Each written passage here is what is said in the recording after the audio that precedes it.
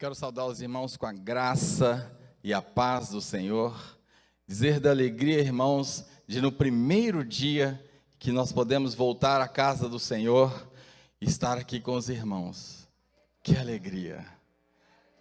Eu não precisei, como diz o pastor Marcelo, domingo pela manhã, eu não precisei pregar insólito, olhando para uma câmera, mas eu tenho a presença dos irmãos e que alegria.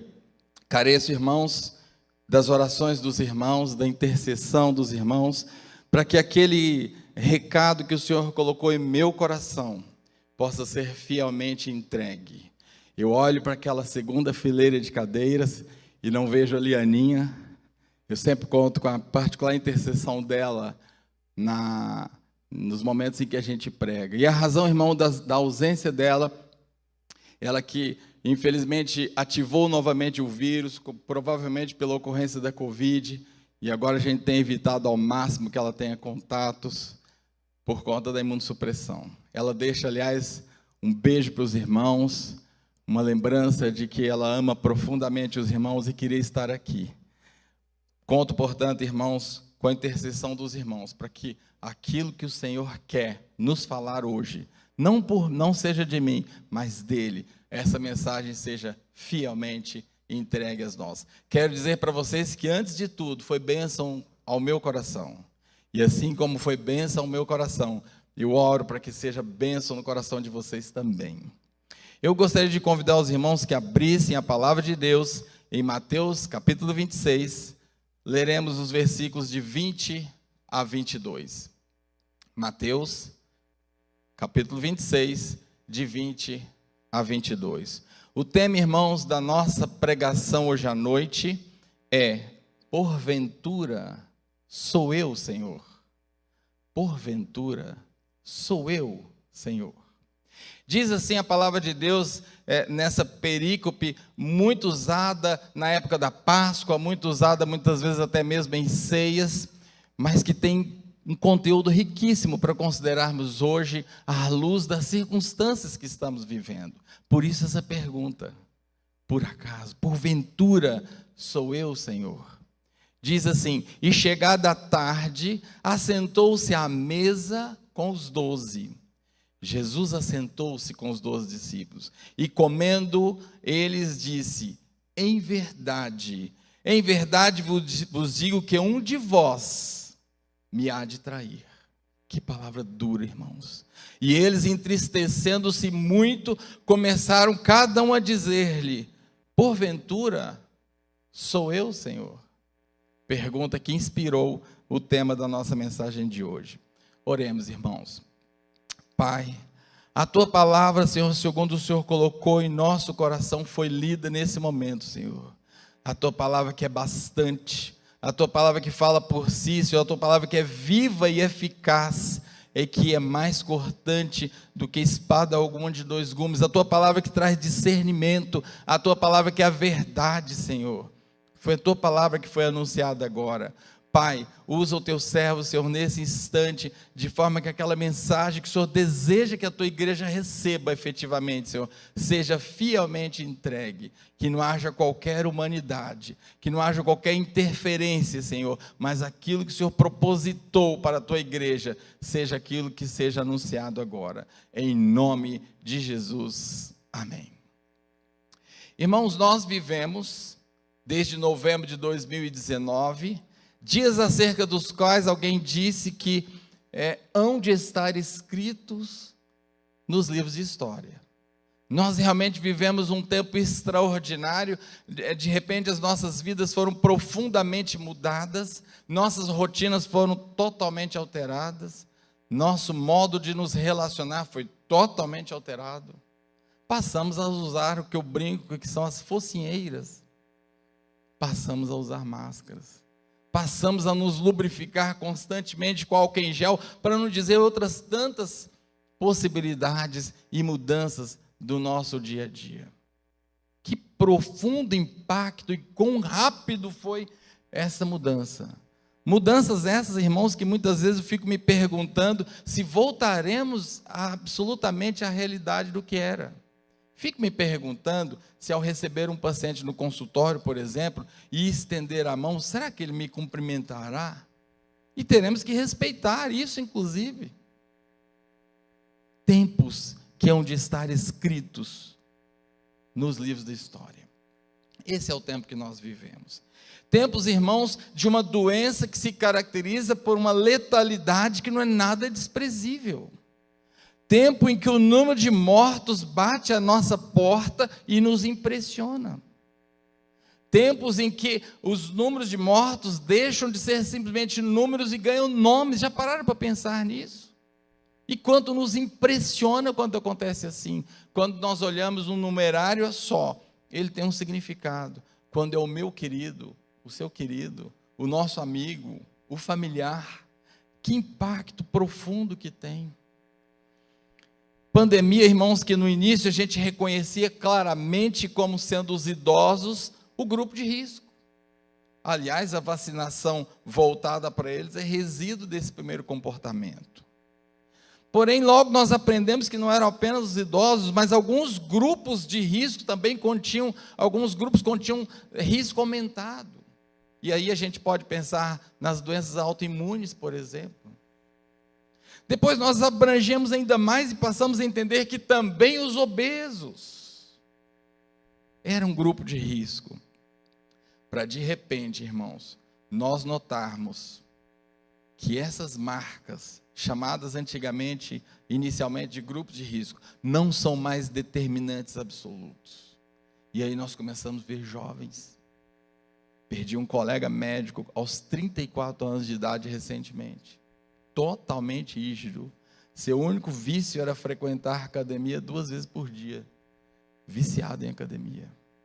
Começamos a observar crianças, como aconteceu no Hospital da PUC recentemente, 11 anos de idade. Não há como negar que isso não nos impressiona.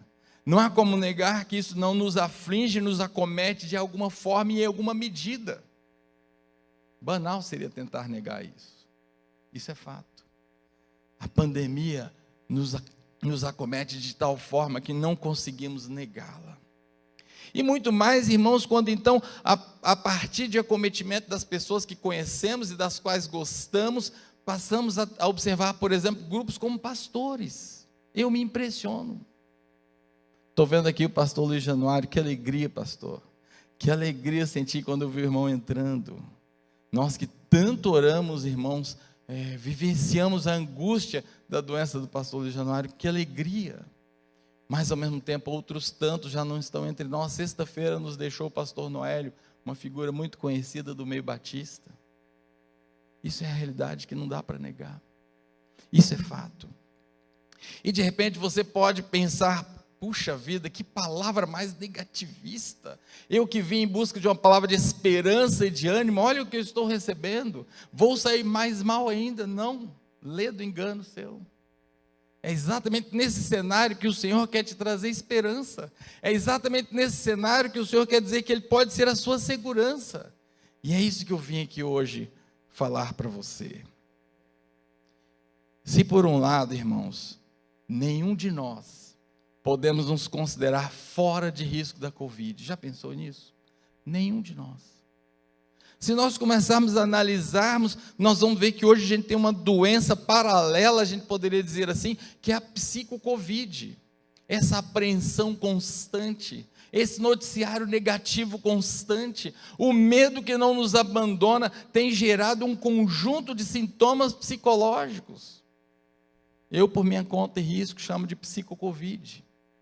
E já dizem alguns que isso é ainda mais importante e mais impactante que a própria doença. E podemos então pensar em depressão, tristeza, pânico, ansiedade. E nesse conjunto de sintomas, basta tossir, já nos apavoramos. A primeira crise de dor de cabeça, perdemos a cabeça. Interessante a gente pensar nisso. Mas se aprofundarmos um pouquinho mais essa reflexão, irmãos, nós veremos que não se trata apenas da Covid-19. Sabe qual é a diferença? A Covid-19 pôs essa característica dela em tela, mas ela não é única. Na verdade, a vida é uma coleção de vulnerabilidades. Já parou para pensar nisso? Eu vou repetir. A vida é uma coleção de vulnerabilidades. A Covid-19 é apenas mais uma, talvez a mais nova, por isso que nos impacta.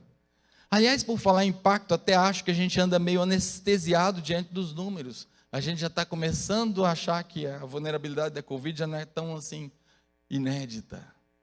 A vulnerabilidade da Covid é apenas mais uma das vulnerabilidades. Já parou para pensar, por exemplo, que não há garantia nenhuma de que ao tomar o seu carro você não se envolva num acidente? Absolutamente vulneráveis, porque você e eu podemos estar absolutamente corretos, seguindo as leis de trânsito, mas o outro não. Nós não conseguimos as autogarantias mais básicas, irmãos. Quem aqui conseguiria garantir, não vou nem falar 1 minuto, quem conseguiria garantir um único batimento do seu coração? Um único. Portanto, nós vivemos um ambiente de vulnerabilidades. Nós vivemos um ambiente em que nós não temos absolutamente nenhuma autogarantia. De nada. Eu não consigo garantir nem mesmo o meu estado de humor. De repente fico triste. Eu não consigo controlar e fico triste por uma questão banal. Um gatilho qualquer que me entristece. Ficamos alegres também de forma absolutamente inesperada por coisas banais. Porque nós não temos nenhuma autogarantia. É sob esse olhar da carência de autogarantias e das vulnerabilidades que nos cerca, que eu queria olhar para esse texto com você hoje à noite. O cenário é a última ceia. Um ambiente triste, um momento triste, um momento enigmático, um momento assustador, talvez triste, enigmático e assustador, como é o momento que nós vivemos, guardadas as devidas proporções, porque afinal ali se aproximava a morte do mestre. Mas é nesse ambiente de tristeza, irmãos, que de repente vem Jesus e observa ali eles comendo. Imagina a cena, eu sou muito visual, eu gosto de imaginar a cena. Imagina você a cena, está ali, Jesus pode passar o pão, mais um cálice de vinho, uva, é o ambiente da ceia.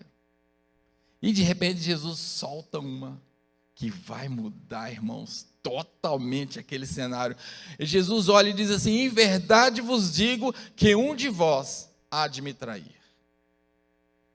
O que vai acontecer agora, eu quero que você observe na sua nuance, no seu detalhe, porque é o detalhe que conta, irmãos.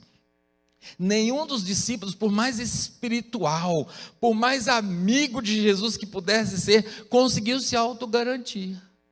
A palavra conta que todos perguntaram ao Senhor: porventura sou eu, Senhor? Talvez a gente pudesse pensar assim: não, Pedro que viveu grandes coisas, Pedro que andou sobre as águas. Não, Pedro se garantiu. Quem sabe João, aquele discípulo a quem Jesus amava. Não, João, nenhum deles se autogarantiu. E é interessante a gente começar a observar, a Nova Almeida atualizada diz: por acaso seria eu, Senhor? A Nova Almeida Revista e atualizada diz: e eles muitíssimo contristados, foi grande a tristeza que se abateu. Eu quero que você grave essa marca, a profunda tristeza que aconteceu. Começaram um por um a perguntar: porventura sou eu? E eu quero ainda considerar com você que a tristeza é amiga da humildade. Já parou para pensar nisso? A gente não fica soberbo, presunçoso, orgulhoso, cheio de si quando está triste, não. É o contrário. Cabisbaixo, murcho, se sentindo diminuído. Não é assim que a gente fica? São dois sentimentos que são correlatos, um puxa o outro. E você precisa levar isso em conta a partir do que eu vou te descrever agora, que está na palavra de Deus. A nova versão internacional, a NVI, registra para esse momento uma transição de pensamento sutil que eu queria considerar com você. E eles ficaram muito tristes e começaram a dizer-lhes, um após o outro: com certeza não sou eu, Senhor. Alguma coisa mudou. Com certeza, não sou eu, Senhor. A primeira palavra tinha esse quê de humildade, de resignação, de sentir-se apequenado diante do Senhor, diante daquela proposta, serei eu aquele abalo. A nova versão transformadora diz, muito aflitos, eles protestaram um após o outro, certamente não serei eu, Senhor.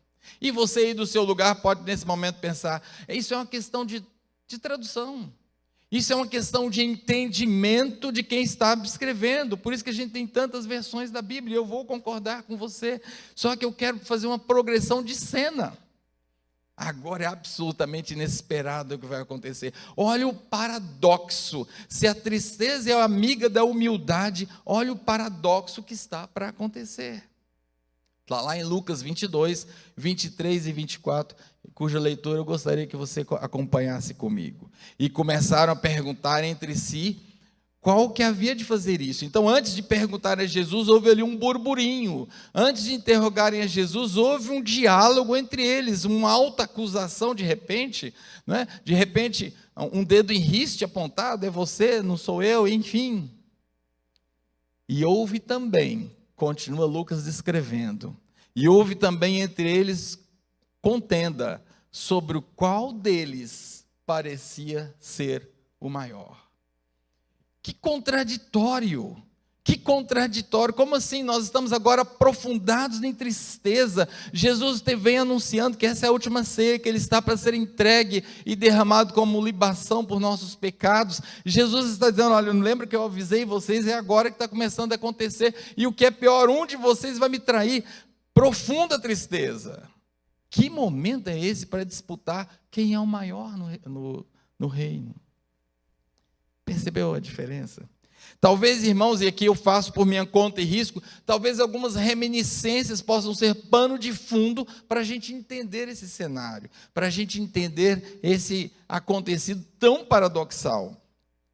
A primeira reminiscência está lá em Mateus 20, de 20 a 21. Ponde vós essas palavras em vossos ouvidos, porque o Filho do Homem será entregue nas mãos dos homens. Jesus vinha anunciando, isso aqui é um tempo um pouquinho anterior à ceia.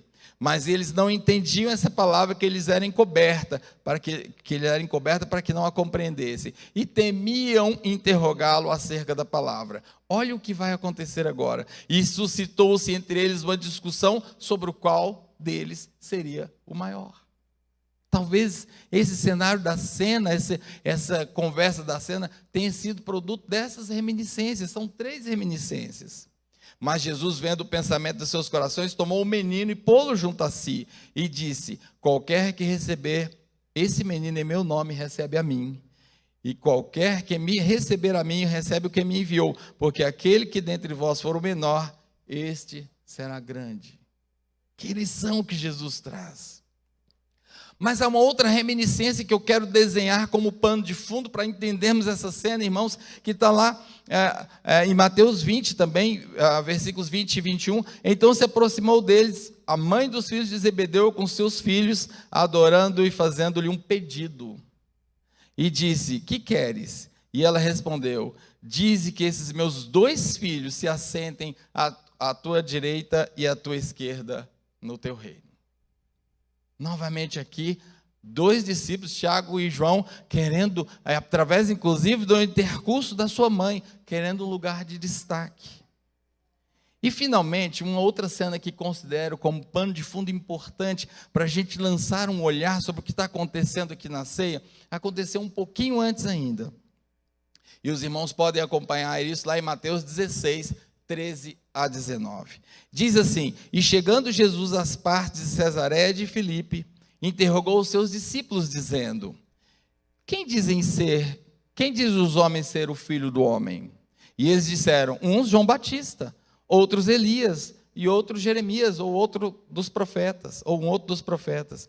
E Jesus então lhes disse, e vós, quem dizeis que eu sou? E Simão Pedro respondendo disse, tu és o Cristo, o Filho do Deus vivo. E Jesus respondendo lhe diz, bem-aventurado és tu, Simão Barjonas, porque tu não revelou a carne e o sangue, mas meu Pai que está nos céus.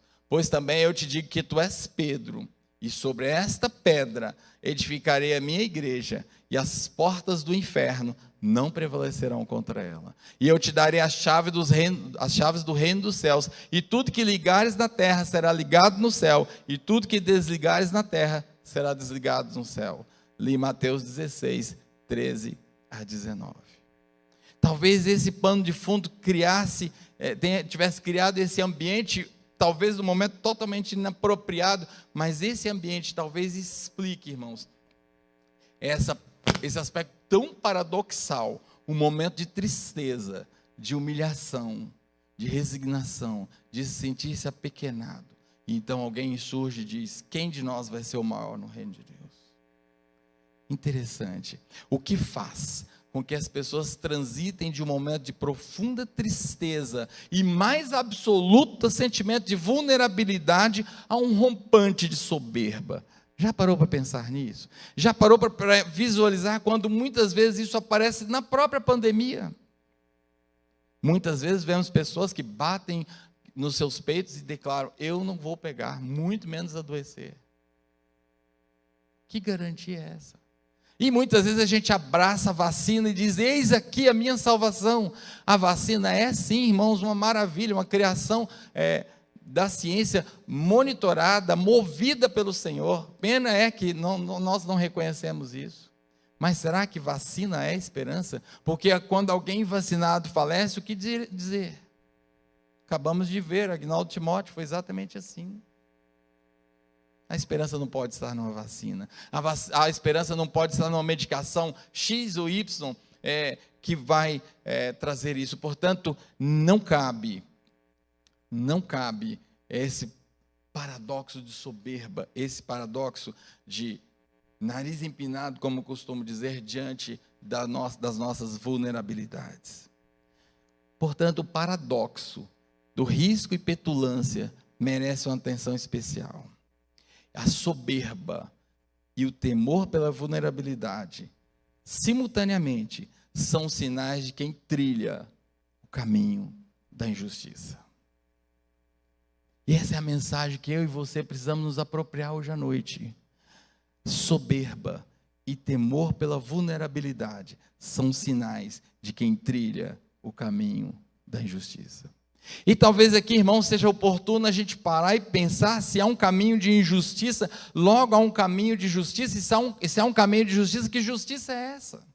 Nós trazemos inseridos na nossa própria cultura um senso de justiça do ponto de vista das legalidades, das ciências jurídicas, do que é certo, do que é ético e assim por diante. Mas aqui eu quero trazer, irmãos, um conceito enxuto e um conceito que vai te levar direto ao ponto. Justiça é o estado original de ligação com Deus. É só isso. E caminho é o procedimento de retomada desse estado. E de manhã nós aprendemos com a belíssima palavra do pastor Marcelo, exatamente quando ele falava do plano perfeito. E eu gostei quando ele dizia que adultério é um pecado tão nefasto, exatamente porque quebra esse plano perfeito. Portanto, irmãos, nós precisamos entender que, sendo a justiça o estado original de ligação de Deus, nós precisamos buscar essa justiça, porque a justiça não mudará, caminhar no caminho da justiça não mudará o seu risco e o meu risco de Covid. Caminhar no caminho de justiça não mudará o meu risco e o seu risco de morrer pela Covid. Caminhar no caminho da justiça não mudará as nossas vulnerabilidades, nem nos trará autogarantia alguma, garantia continuará a ser dele. Mas uma coisa eu digo para vocês: é lenitivo absoluto, é terapia eficaz contra a psico-Covid, contra esse tempo de temor, esse tempo de ansiedade, esse tempo de apavoramento, de incertezas que nos acomete. Esse é um antídoto. E há 4 atitudes, irmãos, que eu queria deixar com os irmãos hoje, que nos farão chegar nesse porto seguro da tranquilidade, do descanso, de saber que o Senhor é Deus. Eu costumo dizer que o Senhor não perdeu para a Covid, Ele é Senhor, inclusive da Covid. Ele não perdeu o trem da história, Ele continua Senhor da história. Ainda que nós não entendamos as mortes, ainda que nós não entendamos os números que graçam a uma potência maluca, mas Ele é o Senhor da Covid, porque Ele é Senhor de todas as coisas. A primeira atitude, irmãos, para que eu e você ganhemos esse status de tranquilidade e segurança em tempos de vulnerabilidade, é exatamente render-se ao Senhor e recebê-lo como Senhor e Salvador de nossas vidas. Somente o Senhor pode restaurar o plano perfeito da comunhão com o Senhor. Essa palavra em particular é para você que nunca pensou nisso. Essa palavra é para você que nos está ouvindo, quem sabe até pela internet, e nunca pensou que Jesus poderia ser o seu Salvador. É exatamente para você essa palavra. O Senhor, sendo o nosso Salvador, é o primeiro passo, é a primeira garantia nesse mundo de vulnerabilidades. E eu gosto muito, os irmãos sabem disso, irmãos, eu gosto muito do Salmo 23, eu não poderia deixar de citar o Salmo 23 aqui. A Cris, quando ela diz, declara aquela palavra que te traz esperança, ali do lado da Gigi, eu já falei Salmo 23, porque é o que me dá esperança. Eu não deixo de mergulhar na Bíblia do Salmo 23 todos os dias que o Senhor me dá. Que porção maravilhosa da palavra de Deus. Olha o que diz o Salmo 23 nos versículos 2 e na porção A do versículo 3. Deitar-me faz em verdes pastos, guia-me mansamente a águas tranquilas e refrigera a minha alma. Eu queria destacar só um verbo. Na tradução para o português virou guiar. As duas ocorrências que a gente vai ver no Salmo 23 virou guiar. Mas esse primeiro guiar aqui é um atrair como por encantamento. É aquela mamba, aquela serpente absolutamente peçonhenta que mata um indivíduo adulto de 100 quilos em 30 minutos. Tal é a potência do seu veneno com a única picada. Essa serpente, ela faz um exercício de encantamento, ela traz o camundongo até si. O sentido da palavra encantar, guiar-se, que é exatamente esse encantamento, essa atração por encantamento. É lógico que ao chegar, não há o bote, quem dá bote é o inimigo, o Senhor não dá bote a ninguém. É essa doce atração. É com essa doce atração que Ele me chama e chama você para ser o seu Salvador hoje à noite. E há um louvor do qual eu gosto muito, que se chama Quebrantado. Eu queria citar uma frase desse louvor, para a felicidade dos irmãos, eu não vou tentar cantar. Mas diz assim, pela cruz me chamou, gentilmente me atraiu. Percebe? Esse encantamento. Estou sendo atraído gentilmente. E sem palavras me aproximo quebrantado. Esse é o guiar, quando o Senhor nos atrai para nos salvar. Hoje mesmo o Senhor quer te guiar a Ele. Hoje mesmo o Senhor quer ser o seu Salvador, como a palavra diz lá em Hebreus 7, nos versículos 7 e 8. Se ouvirdes hoje a minha voz, não endureçai os vossos corações. Você pode dizer assim, mas Giovana, eu já aceitei Jesus, eu já estou selado com a salvação, mas eu ainda continuo aflito. O que eu posso fazer? Eu quero apresentar para você a segunda atitude. A segunda atitude é colocar-se no caminho da justiça. A pandemia da Covid-19, irmãos, é um belíssimo momento de conjectura, é um belíssimo momento de reavaliação, é um belíssimo momento de autoanálise, é um momento de considerarmos, consertar as nossas vidas com o Senhor. Covid também é tempo de restauração. A segunda atitude é uma consequência da primeira, e não uma escolha. Irmãos, eu quero que vocês abram os ouvidos para ouvir isso, porque é o Senhor que está falando. A segunda atitude, esse colocar-se nos trilhos do caminho da justiça, não é uma escolha. Nós fomos gentilmente atraídos, mas agora não há uma escolha. É uma atração com uso de força. E isso o Senhor faz por amor do seu nome. Olha que interessante, claro que está lá no Salmo 23, é o segundo guiar-se. Em português a gente perde esse sentido, porque é tudo guiar. Guia para as águas tranquilas, guia para as veredas da justiça. Guiar, está guiando. Mas há um sentido que eu quero trazer para você hoje à noite. Eu quero que você imagine esse guiar com caráter coercitivo. Eu quero que você imagine duas figuras. Um oficial de justiça e um policial. O oficial de justiça vem e lê uma intimação para você. E aí, se você aceitar a intimação, essa é a diferença. O soldado vai te pegar pela mão e vai te conduzir. E o Senhor faz isso pelo amor do seu nome. Guia-me pelas veredas da justiça, pelo amor do seu nome. Isso não é opcional. A carreira cristã não é opcional no que se refere a trilhar o caminho da justiça. Nós precisamos entender isso. Não há simplesmente uma chancela no momento em que eu recebo Jesus como meu Salvador, está tudo feito, não preciso mudar minha vida, não preciso tomar providência nenhuma, tudo certo, posso tudo, porque afinal eu estou salvo. Lê do engano, está proposto diante de mim a caminhada da vereda da justiça. E a terceira atitude é, irmãos, manter-se continuamente no caminho da justiça. Não adianta andar um pouquinho. Não adianta andar um pouquinho, nunca saia do caminho da justiça. E é interessante considerarmos que o mapa da mina, que nos dará os endereços, os meandros do caminho da justiça, é a palavra de Deus. Como eu descobrirei o caminho da justiça se não conheço a palavra de Deus? Se não gasto tempo com ela, se não medito, se não me aprofundo no que o Senhor me diz através da sua palavra. Eu quero trazer 2 textos sobre isso para você, muito importantes. Tiago 1:6 até 8 diz: o que duvida é semelhante à onda do mar, que é levada pelo vento e é lançada de uma a outra parte. Não pense tal homem que receberá do Senhor coisa alguma. Que palavra dura. E aí nós temos essa ideia de dúvida como falta de certeza. É outro engano, irmãos, não é nesse sentido, embora acabe por ser também falta de certeza, mas a palavra aqui vem da expressão latina duo vie, 2 caminhos. Quando queremos ter um pé na igreja e um pé no mundo, nós somos homens e mulheres de dúvida. Quando nós queremos ter uma vida aqui dentro e outra vida lá fora, nós somos pessoas de dúvida.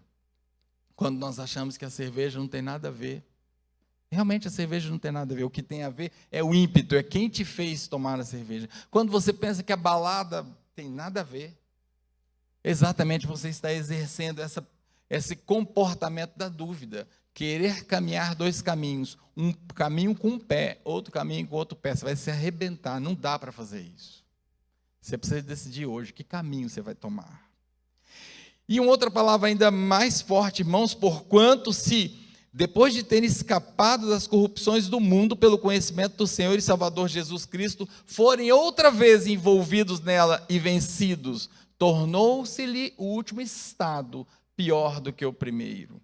Porque melhor lhes fora não conhecer o caminho da justiça. Meus irmãos, que palavra forte!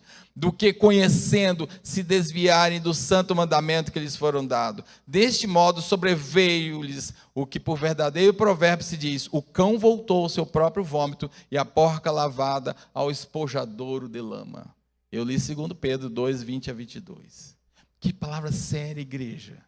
Que palavra séria. Nós muitas vezes temos brincado de ser cristãos. Nós muitas vezes temos brincado de relacionarmos com Deus. Deus é uma espécie de drive-thru, um pronto-socorro de emergência quando eu não tô bem, não é? Basta o primeiro espirro, Senhor, basta a primeira febre, orem por mim, irmãos. Mas agora quando eu fico bem, estou tranquilo, estou sossegado, Deus depois. Você e eu precisamos levar a nossa vida cristã muito a sério. Não dá para brincar de ser cristão, não dá para flertar com o mundo. Olha que palavra, não sou eu que estou falando, é uma porção da palavra de Deus. Olha que palavra para a sua e para a minha vida hoje à noite. É momento, irmãos, de refletirmos como tem sido a minha vida e a sua vida cristã. Como tem sido o meu relacionamento e o seu relacionamento com o Senhor. Tempos de pandemia é tempo para isso. E a 4ª atitude, irmãos, é para aqueles que se sentiram atraídos e se entregaram a esse Senhor que quer ser o nosso pastor e que aceitaram empoeirar as suas sandálias ao longo da estrada do caminho da justiça. Descanse, descanse. Aquele que habita no esconderijo do Altíssimo, à sombra do Onipotente descansará. Direi do Senhor, Ele é meu Deus, o meu refúgio, a minha fortaleza, e nele confiarei. Mas como eu posso chamá-lo de meu Deus se eu não sigo o caminho da justiça? Como posso chamá-lo de meu Deus se eu não me relaciono com Ele? Como Ele pode ser o meu pastor se eu não aceito o seu cajado e a sua vara? Se eu quero andar pelas minhas próprias pastagens? Se o Senhor é o meu pastor, ainda que eu andasse pelo vale da sombra da morte, não temeria mal algum. Certamente que a bondade e a misericórdia me seguirão todos os dias da minha vida, e habitarei na casa do Senhor por longos dias. Eis aqui, irmãos, o verdadeiro antídoto, eis aqui o verdadeiro medicamento contra a psico-Covid. A questão não está em quem contrairá Covid-19. A questão não está em quem morrerá, mas sim quais são as suas e as minhas garantias se contrairmos a Covid. Quais são as minhas e as suas garantias diante das vicissitudes, das vulnerabilidades, da nossa mais absoluta falta de autogarantia. Não garantimos nem mesmo os atributos mais básicos. Não conseguimos, essa que é a verdade.